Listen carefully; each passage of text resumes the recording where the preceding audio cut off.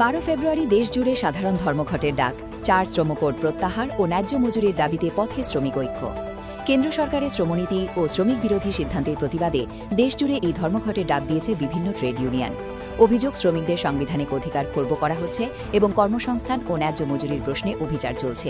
ধর্মঘটের মূল দাবি সমহারে 8 ঘণ্টা কাজের নিয়ম, সবার জন্য কাজের অধিকার, ন্যূনতম মজুরি 26,000 টাকা নির্ধারণ, সমষ্টিগত দর কষাকষির অধিকার নিশ্চিত করা এবং সমকাজে সম অধিকার, সামাজিক নিরাপত্তা ও পেনশনের ব্যবস্থা। উত্তর পূর্বাঞ্চল সহ দেশব্যাপী এই সাধারণ ধর্মঘটে অংশগ্রহণের আহ্বান জানিয়েছে centre of medical and sales representatives union.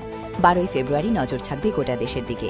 শ্রমিক ঐক্যের বার্তা কতটা জোরালো হয় এখন সেটাই দেখার।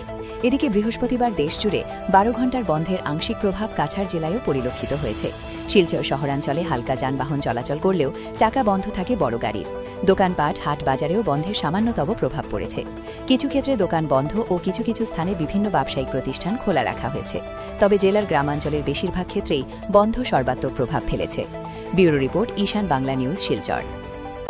আজকের সর্বভারতীয় ধর্মঘট আমাদের শিলচরেও এবং কাছাড় জেলার সমস্ত জায়গায় প্রায় সর্বাত্মক হতে চলেছে। কিছু গাড়িগুলো চলছিল, এখন আমরা তাদেরকে বুঝিয়ে সবাইকে বাড়িতে পাঠিয়ে দিয়েছি। এখন মোটামুটি সমস্ত শিলচর শহর প্রায় স্তব্ধের দিকে, কারণ জনসাধারণের আজকের যে দুর্দিন সামনে এসছে এটা মোকাবিলা করার জন্য জনসাধারণ আমাদের এই দাবিগুলিকে সমর্থন করেছে এবং যার ফলে আমরা জানি যে আরও যে সময় আছে আজকে 6টা পর্যন্ত, এই 6টা পর্যন্ত ধর্মঘট সর্বাত্মক রূপ নেবে, এই ব্যাপারে আমাদের কোনো সন্দেহ নেই। ধন্যবাদ। আজকের এই বন্ধ আমরা সমস্ত রকমের এই সাধারণ ধর্মঘট সারা ভারতবর্ষের সঙ্গে যুক্ত হয়ে শিলচরেও আমরা পালন করছি এবং শিলচরে সমস্ত মানুষের সমর্থন আমরা পেয়ে যাচ্ছি।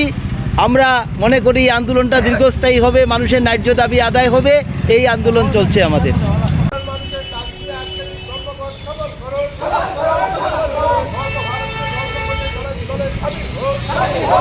জিন্দাবাদ